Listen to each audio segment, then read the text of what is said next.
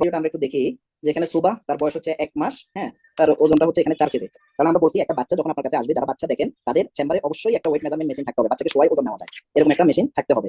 এরপরে হচ্ছে 2টা মেশিন রাখবেন যদি সম্ভব হয়, কারণ ডায়রিয়ার বাচ্চাকে একটা মেশিনে রাখবেন, আর হচ্ছে অথবা যেগুলো বাচ্চা মানে রোটাভাইরাল ডায়রিয়া আর অন্যান্য বাচ্চাদেরকে আরেকটা মেশিনে রাখবেন। কারণ হচ্ছে যে আর যদি সম্ভব হয় যে ডায়রিয়া বাচ্চাকে আপনি যেখানে রাখছেন সেখানে হাইজিন মেইনটেইন করতেছেন, বাচ্চাটা চলে যাওয়ার পরে ওটা হেক্সিসোল দ্বারা ভালোভাবে আপনি ক্লিন করতেছেন, নিজের বাচ্চা মনে করে আপনার দেখতে হবে। নাহলে দেখা যাচ্ছে এই যে এটা একটা ওয়েট মেজার মেশিন, এখন এখানের মধ্যে আপনি একটা ডায়রিয়া বাচ্চাকে শোয়াইলেন, ডায়রিয়া বাচ্চা যদি এখানে শোয় তাহলে তো ডায়রিয়া বাচ্চার যত রোটাভাইরাস সবগুলো তো এই মেশিনের মধ্যে লেগে আছে। মানে একটা জ্বরের বাচ্চা আসছে তাকে ওই মেশিনে আপনি শোয়াই ওজন নিতেছেন, তখন তো জ্বরের বাচ্চা আসলো, জ্বর নিয়ে বেচারা এখান থেকে সেই রোটাভাইরাল ডায়রিয়া নিয়ে 5 দিন পরে আবার আপনার চেম্বারে আসে।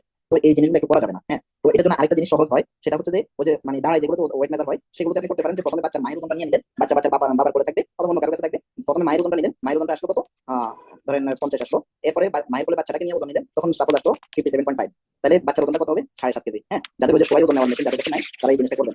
অথবা ডায়রিয়া বাচ্চা আসলে যেভাবে করবেন আপনার মানে এনভায়রনমেন্টটা ওইটা থেকে যাতে অন্য একটা বাচ্চা অসুস্থ না হয় সেই জিনিসটা আপনাকে খেয়াল রাখতে হবে। যাই হোক, ওজনটা নেবেন, বার্থ হিস্ট্রি নেবেন, এগুলো নেওয়ার পরে তারপরে ট্রিটমেন্টের মধ্যে যাবে। এখন দেখা যাচ্ছে সুপার বয়স হচ্ছে 1 মাস, তার সমস্যা হচ্ছে শুধুমাত্র রানি নোজ, জ্বর নাই, কাশি নাই, কোনো সিস্টেমিক ইলনেস নাই, ডায়াগনোসিস কি কি তাহলে তার অ্যালার্জি রাইনাইটিস হতে পারে, কমন কোল্ড হতে পারে। তাহলে কমন কোল্ডে যে মেইন ম্যানিফেস্টেশন হচ্ছে রানি নোজ আছে, তার ওজনটা 4 কেজি। 1 মাসের একটা বয়সের যদি তার জন্মের সময় ওজন ছিল সাপোজ 2.7, এখন হচ্ছে 1 মাসের মধ্যে 4 কেজি, তার মানে বাচ্চাটা টোটালি হেলদি একটা বেবি, তার জন্য কিছু লাগতেছে না, তার শুধু নাকের মানে কোনো অ্যান্টিবায়োটিক লাগতেছে না। তাহলে অ্যালার্জি রাইনাইটিসে তাকে একটা নরসল ড্রপ দেন, আর একটা কি দেন, ওই যে সেটিরিজিন যে অ্যান্টিহিস্টামিনটা আছে অ্যান্টিহিস্টামিনটা দেন। 4 কেজি যেহেতু 8 ফোঁটা করে দিনে একবার করে 10 দিন দিবেন, আর নরসল ড্রপটা দিবেন, আর কিছু লাগবে না। 2 নম্বর কেসটা আমরা দেখি সিনারিও 2। এখানে রুবানার বয়স হচ্ছে 2 মাস, তার 2 মাস 10 দিন, ওজনটা হচ্ছে 6 কেজি। এখন রুবানার যে সমস্যাটা আছে সেটা হচ্ছে রানিং এক ফিভার, 2টা সমস্যা, ড্রাই কফ 3টা সমস্যা। এখন তার জন্য একটা প্রেসক্রিপশন লেখেন, আপনি এক্সামিনেশন করে দেখলেন তার রেসপিরেটরি রেট হচ্ছে 30, 1 বছর আগে রেসপিরেটরি রেট 1 বছর পর্যন্ত 30 থেকে 40 পর্যন্ত নরমাল। এখন তার রেসপিরেটরি রেটটা দেখুন 30, টেম্পারেচার হচ্ছে 100, rhonchi wheeze shortness of breathing এগুলো কিছু নেই, হ্যাঁ, অন এক্সামিনেশন এগুলো নাই, no rhonchi wheeze shortness of breathing এগুলো কিছু নাই। তাহলে এই সিনারিওতে আপনি কি দিবেন, তাহলে আপনি চিপ কমপ্লেনটা লিখে ফেলেন যে তার চিপ কমপ্লেনের মধ্যে কি আছে, রানি নোজ, এরপরে আছে তার ইয়েলো ফিভার ফর কতদিন এটা লিখেন, এরপরে ড্রাই কফ, 3টা চিপ কমপ্লেন লিখেন। তাহলে রানিংয়ের জন্য একটা মেডিসিন আপনি দিচ্ছেন, ফিভারের জন্য দিচ্ছেন, এর জন্য দিচ্ছেন। 2 মাস 10 দিন, তার ওজন 6 কেজি, তার মানে সে ঠিক আছে। আপনি যদি তার বার্থ হিস্ট্রি নেন যে সে টার্ম বেবি, ওটা যদি আপনি জানেন তাহলে মোটামুটি হয়ে গেল যে বাচ্চাটা হেলদি, তার অ্যান্টিবায়োটিক কাভারেজের কোনো দরকার নেই, বাচ্চার মাকে কাউন্সেলিং করে দিবেন, তাহলে তাকে জ্বরের জন্য নাপা, রানিনোজ আর ড্রাই কফ দুইটাই কিন্তু একটা অ্যান্টিহিস্টামিন দিলে কমে যাবে। আপনি যদি তাকে পেডিয়ামিন সিরাপটা দেন দুইটাই কমে যাবে। তাহলে আমরা এখানে কি করবো, যে এখানে আমরা তাকে কমন কোল্ড হিসেবে তার ট্রিটমেন্ট দেবো নরসল, নাপা, নাপা কতটুকু দিবেন তাকে ওজন হিসাবে হিসাব করে দিবেন, নাপাটা দিবেন, আর একটু লিখে দিবেন এইসব বাচ্চাদের জ্বর বেড়ে যায় তখন ওখানে আপনি একটু এই লাইনটা একটু লিখে দিবেন প্রেসক্রিপশনে, জ্বর যদি 102 ডিগ্রির উপরে চলে যায়, নাপা সাপোজিটরি 150 মিলিগ্রাম, 125 মিলিগ্রাম, 125 মিলিগ্রামের যে নাপা সাপোজিটরিটা আছে ওটা আপনি দিবেন 6 কেজি, তো 6 কেজিতে 6 ইন্টু 50 মানে সে 90 মিলিগ্রাম পায়, তো 90 মিলিগ্রামের সাপোজিটরি তো মার্কেটে নাই, সেজন্য একটু বাড়াই ডোজে দিবেন, 125 মিলিগ্রামটা দিয়ে দিবেন, সারাদিনে ম্যাক্সিমাম ডোজ যাতে মানে ঠিক থাকে ওই হিসাবে দিবেন। এরপরে তাকে আপনি এখন এসিট্রিন মানে অ্যান্টিহিস্টামিনটা দিতে পারেন, যে 12 ফোঁটা করে দিনে 4 বার। এখন আমরা এখানে তাকে ফার্স্ট জেনারেশন অ্যান্টিহিস্টামিনটা দিই নাই, যদিও মানে ডাইকফের মধ্যে ফার্স্ট জেনারেশনের কথা বলা আছে, তাহলে আমরা কেন এখানে ফার্স্ট জেনারেশনটা দিই নাই ডাইকফে, কারণ হচ্ছে বাচ্চা বয়স 6 মাসের কম, তো আমরা তাকে সিডেটিভ অ্যান্টিহিস্টামিন দেব না, বয়স তার কফের সিম্পটোমেটিক রিলিফের জন্য তাকে আমরা নিরাকফ সিরাপটা অ্যাড করতে পারি। আর যেগুলো non sedative antihistamine second generation antihistamine ওগুলো ইরিটেশনটা তো কমাবে, মানে কফ সাপ্রেশন কফ সেন্টার থেকে না কমায়, কিন্তু সে তো যে লোকালি ইরিটেশন কমানোর মাধ্যমে কাশি কমাতে পারে। আমাদের শুধুমাত্র কফ সাপ্রেশন হিসেবে ফার্স্ট জেনারেশন কাজ করে এটা না, ফার্স্ট জেনারেশন একটু বেশি কাজ করে, সেকেন্ড জেনারেশন একটু কম কাজ করে, এটা একটু মনে রাখবেন। আর এটা বাবার কোনো কারণে সেকেন্ড জেনারেশন গুলো কাশিতে একবারই কাজ করে না, এটা বাবার কোনো দরকার নেই, এটা ইরিটেশন কমায়। যেমন কফ ভেরিয়েন্ট অ্যাজমার ক্ষেত্রে অনেক সময় অ্যান্টিহিস্টামিন দিলে বিল্টিন বিলাস্টিন দিলে কিন্তু খুব দ্রুত কাশি কমে যায়।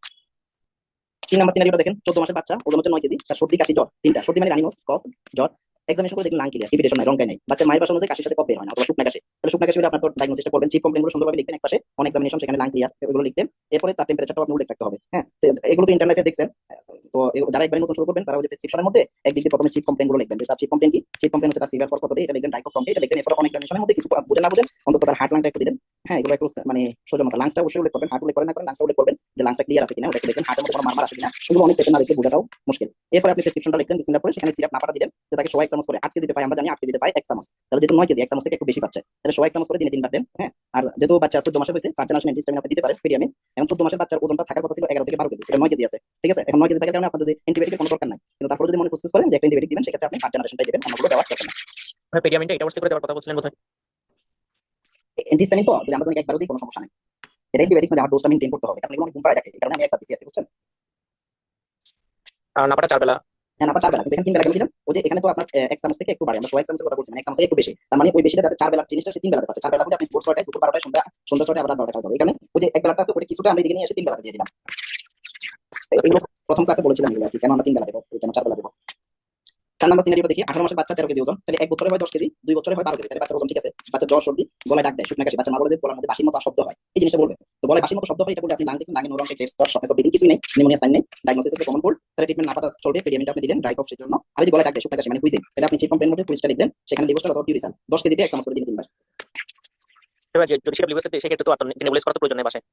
নেবুলাইজ আমরা কাদেরকে করবো? যদি দেখি যে বাচ্চা মানে শর্টনেস অফ ব্রিদিং হচ্ছে, হ্যাঁ, তো সেক্ষেত্রে লিভোস্টার আছে, তো ওইগুলো একটু আর্লি কাজ করবে। আমি লিভোস্টার দিলে কিন্তু বাচ্চা শর্টনেস অফ ব্রিদিং একটু বেশি, সেক্ষেত্রে নেবুলাইজটা দিতে পারবো, কারণ লিভোস্টার লোকালি যাই সাথে সাথে কাজ করতেছে। আর লিভোস্টার এটা সিস্টেমিক মেকানিজম সবগুলো ঘুরে ফিরে এসে তারপরে লাংসে কাজ করছে।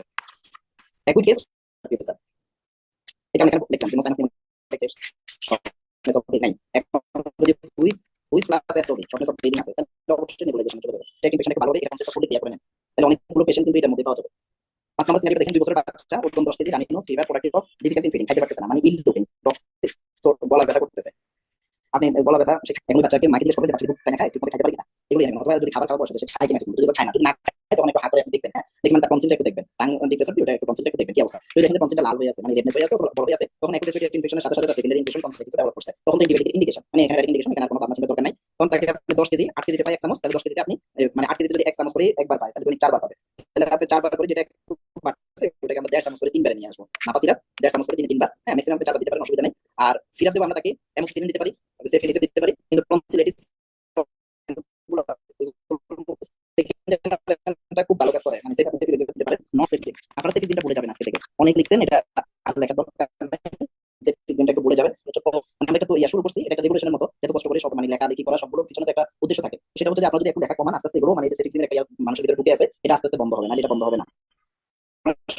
প্রায় অ্যান্টিবায়োটিক্স এর ক্লাসগুলো করছেন, তো ওই কারণে যদি সবাই সচেতনতা শুরু করি ইনশাআল্লাহ পুরো এটা হবে আশা করি। তাহলে আমরা নাপা দেবো, এখানে সেফোটিল দেবো, এমব্লক্স দেবো। এখন যে বাচ্চা কি আছে, রানিনোজ আছে, রানিনোজের কারণে আমরা তাকে যেহেতু প্রোডাক্টিভ কফ আছে, প্রোডাক্টিভ কফ থেকে আমরা এন্টিহিস্টামিন সিস্টেমিক এন্টিহিস্টামিনকে আমরা অ্যাভয়েড করবো, কারণ ওই যে ওরাল এন্টিহিস্টামিন যে সিরাপগুলো আছে, সিরাপগুলো দেখা যাচ্ছে প্রোডাক্টিভ কফের যে প্রোডাকশন আছে ওগুলো আরো ঠিক করে দেয়। আমাদের দরকার হচ্ছে যে থিক কফগুলোকে থিন করে বের করে নিয়ে আসা, কিন্তু ওখানে যদি আমরা এন্টিহিস্টামিন দেই তাহলে ওই যে থিক কফগুলোকে আরো বেশি ঠিক করে দেয়। সেজন্য আমরা এখানে সিস্টেমিক এন্টিহিস্টামিনটা একটু অ্যাভয়েড করবো। সেক্ষেত্রে আমরা কি করবো, এই যে নাকের পানি কমানোর জন্য রাইনিক্স ড্রপটা দেবো, যেহেতু আন্টি কমাতে হবে আমরা তাকে রাইনিক্স ড্রপটা দেবো। পরে রাইনিক্সের সাথে আমরা নেবুলাইজ নরসল ওগুলো দেবো, কোনো সমস্যা নাই।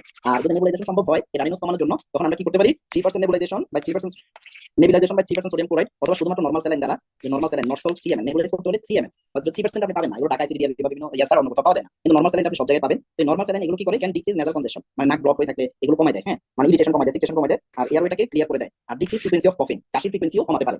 তাহলে আমরা যখন সিস্টেমিক অ্যান্টিহিস্টামিনকে অ্যাভয়েড করব, তখন তার রানিনোজ কমানোর জন্য তাকে রানিক্স দেবো, আর সম্ভব হলে আমরা নেবুলাইজ করে দেবো নরমাল স্যালাইন দ্বারা, 3 ml নরমাল স্যালাইন নিয়ে নেবুলাইজ করে দেবো। এই যে এখানে আমরা একটা মানে ডিএমসি এখানে একটা রিসার্চ আর্টিকেল, এখান থেকে জাস্ট একটা পেজ এখানে দিলাম, আইসোটোনিক স্যালাইন নেবুলাইজেশন করলে এগুলো কি করে, moisturise the upper respiratory tract, মানে আপার রেসপিরেটরি ট্র্যাক্টটাকে এটা মোটামুটি ক্লিন করে দেয়, কাশিটাকে ডিক্রিজ করে, আমাদের কনজেশনটা আছে এটাকে কমায় দেয়, হ্যাঁ, সেজন্য আমরা আইসোটোনিক স্যালাইন নরসল নামে পাওয়া যায়। তাহলে আমরা নরসল দ্বারা কি করবো, ইয়ে করে দেবো, নেবুলাইজ করে দেবো। 6 নম্বর সিনারিওটা আমরা একটু দেখি, যে এখানে 6 বছরের একটা বাচ্চা, তাহলে 1 বছরে 10 কেজি, পরে প্রতি বছর 2 কেজি করে বাড়ে, তাহলে 6 বছরে কি হবে, 20 কেজি ওজন স্বাভাবিক। তার রানিনোজ আছে, গলা ব্যথা, কানে ব্যথা। এখন কান পরীক্ষা করে দেখলেন যে কানের মধ্যে কোনো ডিসচার্জ নাই, মানে কানটা একটু দেখলেন সেখানে কোনো ডিসচার্জ নাই, গলার ভিতরে টনসিলটাও বড় হয়নি, শুধু কানে ব্যথা করতেছে। তাহলে কানে ব্যথা এই কারণে করতেছে acute tonsillitis, acute otitis media. যদি এখানে ডিসচার্জ থাকতো তখন এই টার্মটা হয়ে যেত acute supportive otitis media. Discharge হলে এটা জিপি কেস না, এটা মানে আপনি ইএনটি কেসে রেফার করে দেন। যদি আপনার অনেক এক্সপেরিয়েন্স থাকে, যদি আপনি ইএনটি তে পিজিডি করা থাকে, তখন আপনি এটাতে হাত দিবেন, নাহলে আপনি এটাতে হাত দিবেন না, এটা আপনি একটু জিপি স্পেশালিস্টের কাছে একটু রেফার করে দেবেন। আর যদি ডিসচার্জ নাই, তখন আমরা যেটা করবো সেটা হচ্ছে যে তাকে আমরা কি করবো, 6 বছরের বাচ্চা 20 কেজি ওজন, তো তাহলে 20 কেজিতে সে আমাদের ডোজ কতটুকু, 20 থেকে 30 মিলিগ্রাম পার ডে। যদি আমরা যদি 25 করে যদি হিসাব করি, তাহলে 20 কেজিতে 500 মিলিগ্রাম পাবে, 500 মিলিগ্রাম, 500 মিলিগ্রাম দৈনিক পাবে। তাহলে আমরা এক বেলায় 250 মিলিগ্রাম করে দেবো, মানে ট্যাবলেট স্যাপোটিল 250 মিলিগ্রাম, সকালে একটা, দুপুরে একটা। যদি এই 20 কেজির বাচ্চা স্যাপোটিল ট্যাবলেট খাইতে না পারে, তখন তাকে স্যাপোটিল সিরাপ দিবেন 2 চামচ করে, 2 চামচ করে, 10 কেজিতে 1 চামচ, 20 কেজিতে 2 চামচ, শেষ। সাথে কি দিন, তাহলে এটা গেল 1 নাম্বার। 2 নম্বর হলো বাইরের মাউথওয়াশ, লিখে দিবেন আধা গ্লাস পানি, আধা চামচ বাইরে গার্গল করে কুলি করবে। সবসময় পারুক না পারুক অন্তত খাবার পরে যেহেতু একবার পরে এটাকে বলে দিবেন, যাতে করে মোটামুটি ওখানে ব্যাকটেরিয়ার জন্য কোনো এনভায়রনমেন্ট তৈরি না হয়, যাতে এটা একটু ক্লিন থাকে। ব্যথা থাকতেছে তো, কানে ব্যথা, সেজন্য আপনি নাপা দিতে পারেন, নাপা দিলে নাপার ডোজ মেইনটেইন করে দিবেন, হ্যাঁ। আর যদি নাপা না দেন, তাহলে আপনি ফ্লামেক্স সিরাপটা দিতে পারেন, ট্যাবলেট ব্যথা 2 দিনের বেশি থাকে না, 3 দিনের জন্য এটা একটু দিয়ে দিবেন। তাহলে ফ্লামেক্স 200 মিলিগ্রাম, এটা মানে ট্যাবলেট আকারেও পাওয়া যায়, সিরাপও পাওয়া যায়, ওটা 3 দিনের জন্য দিবেন। আমরা এখানে ট্যাবলেটটা হবে, আমি 200 মিলিগ্রাম এটা ট্যাবলেট হবে, আগে ট্যাবলেট দিলাম, ট্যাবলেট। এরপর তাকে একটা অ্যান্টিহিস্টামিন দিবেন, অ্যান্টিহিস্টামিন আপনি ডেজোলট দিতে পারেন, ফিক্সো দিতে পারেন, যেটা 14 থেকে 21 দিনের পর দিবেন। আর একটা অ্যাডভাইস, যদি টনসিলাইটিস থাকে আর কি, সেক্ষেত্রে অ্যাডভাইস লিকুইড খাবার 3 দিন। এখানে কিছুটা আমার চেঞ্জ হয়ে গেছে, এটা অ্যাকুইট টনসিলাইটিসের কেসটা কি, অটাইটিস মিডিয়া কেসটাও কিন্তু সেম। নো টনসিলার এনলার্জমেন্ট, আমাদের সিনারিও 5টা কি গেছিল। আচ্ছা, এখানে একটু সিনারিও ক্লিয়ার হয়ে গেছে। যদি টনসিল এনলার্জ থাকে, তখন এই ম্যানেজমেন্ট, মানে যদি ল্যারিঞ্জাইটিস সেকেন্ডারি মানে টনসিলাইটিস যদি হয়, তখন এটা সাপোর্টিং বাইরের মাউথওয়াশ, ফ্লামেক্স, হ্যাঁ। আর হচ্ছে, আর যদি অ্যাকুইট অটাইটিস মিডিয়া হয়, তখন এই সেম ম্যানেজমেন্টটা, তখন শুধু বাইরের মাউথওয়াশটা লাগবে না, এটা একটু মাথায় রাখবেন। যদি তার টনসিলাইটিস হয়, পেশেন্টের যদি টনসিলাইটিস ডেভেলপ করে, তাহলে সেক্ষেত্রে আপনার যেটা হবে সেটা হচ্ছে যে স্যাপোটিনটা থাকবে, স্যাপোটিন আর বাইরে মাউথওয়াশ, আর এটার সাথে একটা অ্যান্টিহিস্টামিন থাকবে, আর নাকের নেজাল ডিসচার্জের জন্য আপনি একটা নেজাল ড্রপ দিতে পারেন, অথবা একটা ওরাল অ্যান্টিহিস্টামিন দিতে পারেন, এটা না। আর যদি বাচ্চা থাকে, কানে ব্যথা থাকে, সেক্ষেত্রে ফ্লামেক্স হবে, শুধু বাইরে মাউথওয়াশটা লাগবে না, ম্যানেজমেন্ট একই, টনসিলাইটিস আর অ্যাকুইট অটাইটিস মিডিয়া ম্যানেজমেন্ট একই, এবং অ্যাকুইট সাইনোসাইটিস ওটাও একই ম্যানেজমেন্ট। এরপরে সিনারিওটা আমরা দেখি, এটা হচ্ছে 18 দিনের একটা বাচ্চা, ওজন 3 কেজি, জ্বর, রানিনোস, 32টি বাচ্চারা প্রিটার্ম বেবি। কারণ আপনি ডায়াগনোস করেন যে তার জ্বর সর্দি, এটা দ্বারা আপনি ডায়াগনোস করেন যে বাচ্চা কমন কোল্ড। কারণ যেহেতু প্রিটার্ম বেবিতে কি হয়, তাদের রেসপিরেটরি ইনফেকশনের চান্স ঝুঁকি বেশি থাকে। তখন তাকে আপনি একটা ড্রপ দিবেন, লোরাসেপ ড্রপ, মানে সেফাক্লোরটা। অথবা আপনি ফার্স্ট জেনারেশন একটা দিতে পারেন, কোনো সমস্যা নাই। আমি এখানে সেকেন্ড জেনারেশনটা দিলাম, যে বাচ্চা প্রিটার্ম, বাচ্চা একটা ইনফেকশনের একটা ঝুঁকি থাকে, সেই জন্য তাকে দিলেন। যেহেতু বাচ্চা ওজন 3 কেজি, লোরাসেপ 3 কেজিতে 6 ফোঁটা করে পাবে 7 দিন। এরপরে রানিনোজের একটা নাকে ড্রপ দেন, নরসল, অ্যানসল, নোজোমিস্ট একটা দিতে হবে 1-2 ফোঁটা করে প্রতি নাকে দিনে 4 থেকে 6 বার, সেটা 10 দিনের জন্য দেন। এরপরে নাফা ড্রপ দেন। নাফা ড্রপের ডোজটা আবার মনে রাখেন, একবার বলে দিচ্ছি, যে নাফা 8 কেজিতে 1 চামচ, আর যদি ড্রপ দেন 6 কেজি পর্যন্ত ড্রপ দিবেন, সেক্ষেত্রে প্রতি কেজিতে 3 ফোঁটা। তাহলে নাফা যদি ড্রপ দেন 3 কেজির বাচ্চাকে নাফা ড্রপ দিলেন, তাহলে 9 ফোঁটা করে দিনে 4 বার। আর যদি 12 ফোঁটা করে দেন, তাহলে দিনে 3 বার দিতে পারবেন, কোনো সমস্যা নেই। আর কি দিবেন, ড্রপ ইলেকট্রন। ইলেকট্রন এটা 6 ফোঁটা করে রাতে একবার 7 দিন। যদি অনেক বেশি পরিমাণ যে নরসল ড্রপ দিচ্ছেন কমতেছে না, আপনার সিলিন পরে নিয়ে আসছে, নাকে পানি কমতেছে না, তখন আপনি ইলেকট্রন মানে সিটিডিজিন যে ড্রপটা আছে ওটা আর কি দিবেন, সিটিডিজিন গ্রুপের ওটা দিয়ে দিবেন, তাহলে চলবে ইলেকট্রন। এখন একটা জিনিস মনে রাখেন যে এআরআই অথবা কমন কোডে অ্যান্টিবায়োটিকের কোনো রোল নাই, বারবার বলতেছি। সেকেন্ডারি ইনফেকশন প্রিভেন্ট করতে একান্ত যদি দেওয়া লাগে, তাহলে অ্যামোক্সিসিলিন অথবা ফার্স্ট জেনারেশন বাইরে থেকে দেওয়া ঠিক না। সেক্ষেত্রে অনেক দরকার, গুরুত্বপূর্ণ, নিউমোনিয়াতে দেওয়া যায়, সেরিটিক এন্টেরিক ফিভারে দেওয়া যায়। আজকে যদি সবাই উল্টা পাল্টা ব্যবহার না করতো, তাহলে এন্টেরিক ফিভারে এন্টেরিক ফিভার ভালো হয়ে যাবে। কোনো কিছু না, আজকে আলোচনা করতে আর কোনো প্রশ্ন আছে? অ্যান্টাজল বা ড্যালমেটাজিন কত বছর বয়স থেকে দেওয়া যাবে?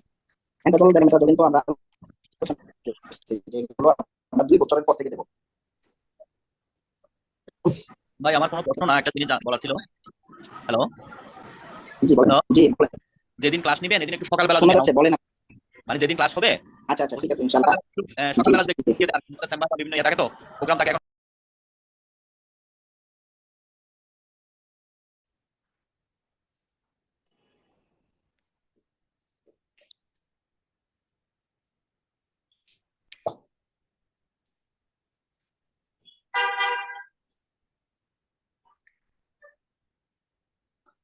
বিসমিল্লাহির রহমানির রহিম। রব্বি জিদনি ইলমা, রব্বি ইয়াসসির ওয়ালা তুআসসির ওয়া তাম্মিম আলাইনা বিল খাইর, রব্বি ইশরাহ লি সাদরি ওয়া ইয়াসসির লি আমরি ওয়াহলুল উকদাতাম মিন লিসানি ইয়াফকাহু কাওলি। আমরা এর আগে যে টপিকসটা আলোচনা করেছিলাম, এফসিপিএস পরীক্ষার আগে অনেক পরীক্ষার্থী ছিল, সেজন্য আমরা ক্লাসগুলো একটু পোস্টপোন করেছি। তো সেখানে আমরা রেসপিরেটরি সিস্টেমের আপার রেসপিরেটরি ট্র্যাক্ট ইনফেকশন নিয়ে আলোচনা করেছি, কিভাবে ড্রাই কফ, কিভাবে প্রোডাক্টিভ কফ ম্যানেজ করব আমরা, এবং আমাদের যেই আপার রেসপিরেটরি ট্র্যাক্টের যে ইনফেকশন গুলো, এগুলো ইউজুয়ালি ভাইরাস দ্বারা হয়। এ নিয়ে আমরা ডিটেলস আলোচনা করেছি 7 নম্বর ক্লাসে। আজকে 8ম ক্লাস। এখানে আমরা নিউমোনিয়া, ব্রঙ্কিওলাইটিস এবং অ্যাজমা সম্পর্কে জানবো, এবং কখন আমরা কোন অ্যান্টিবায়োটিক্স দেব, এটা নিয়ে আমাদের বেসিক কনসেপ্টটা আমরা ক্লিয়ার করব। তো নিউমোনিয়া এটা আমরা সবাই জানি, এটা একবারই 3rd ইয়ার থেকে সবাই নিউমোনিয়ার সাথে পরিচিত আছেন। তো এখানে নতুন করে কোনো আলোচনার দরকার হবে না ইনশাল্লাহ, সবাই জানেন। জাস্ট আমরা কিছু বিষয় একটু রিমাইন্ড করে দেব।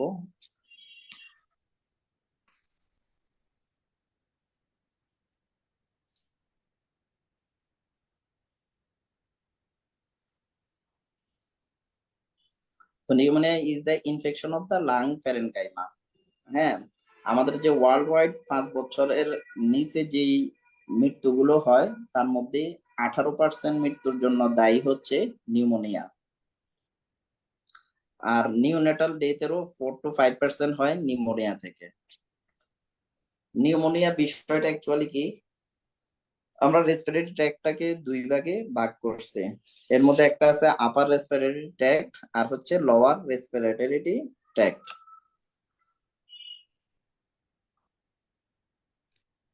তো লোয়ার রেসপিরেটরি ট্র্যাক্টের মধ্যে কি থাকে, লাং অ্যালভিওলাই, লাং প্যারেনকাইমা গুলো থাকে। তো লাং